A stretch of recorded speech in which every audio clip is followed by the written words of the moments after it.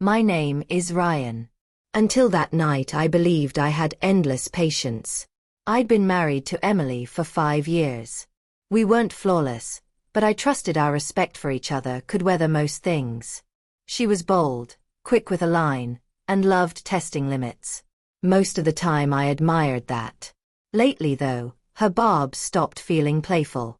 It began small, sly comments about me leaving dishes in the sink, jokes about my thinning hair, laughter with her friends when I stumbled over the dog in the kitchen.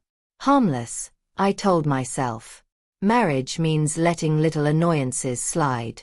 But over months those jabs shifted into something colder. Less teasing, more erosion. The night everything changed, we were at a friend's dinner.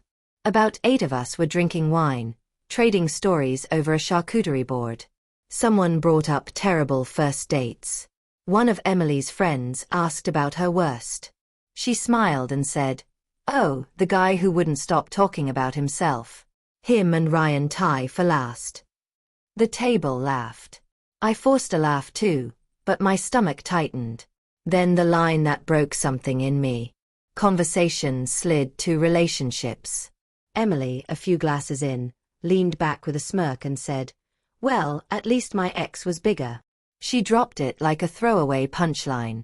The table went awkwardly quiet, then an uneasy ripple of laughter. My ears buzzed.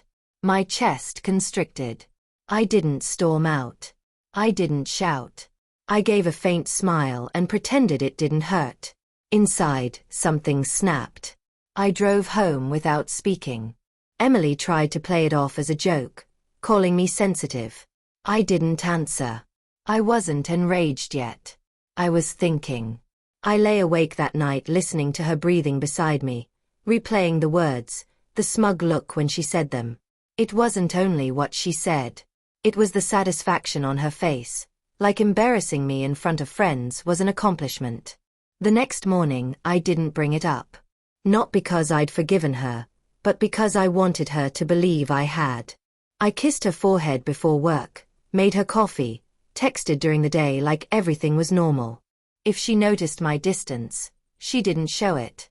Alone, I planned what I would say, not to start a scene, but to make her feel the weight of her words. I wanted her to know respect in a marriage isn't optional. That weekend we hosted another gathering, this time at our house. I made sure everything looked right. Steaks on the grill, wine poured, music setting a light mood. Emily thrived, flitting from guest to guest, laughing and playing perfect host. Someone asked how we kept our marriage strong. Emily was about to crack one of her usual jokes at my expense, but I stopped her quietly. "What keeps our marriage steady," I said, measured and calm, "is mutual respect. Or at least that's what I thought we had." The room fell silent. Emily blinked, clearly unprepared. She started to speak. "Ryan," but I held the floor. "You joked last week about your ex being bigger. I've been thinking about that." I paused and then said what I'd been holding. "You're right about one thing, he was bigger. Bigger at cheating, bigger at lying, bigger at treating you like garbage. And yet here you are with me." Her smile drained. Nobody moved. Nobody spoke. I kept my voice steady. "You stood here in front of people who respect you, and you made our marriage a punchline." I laughed along that night, but since then I can't look at you the same. Panic spread across Emily's face. "Ryan, I didn't mean," she began. I interrupted softly. "Even if you didn't mean it, that's the problem. You didn't consider what it would do to me. You didn't think about being the person who tears me down in front of others." The hum of the refrigerator sounded loud in the quiet. "I've decided I'm done pretending disrespect is funny. If you want someone you can compare to your ex, go find him. I'd rather be alone than let you chip away at me one joke at a time." Her friends froze, unsure whether to stay. Emily reached for my hand. I let it hang.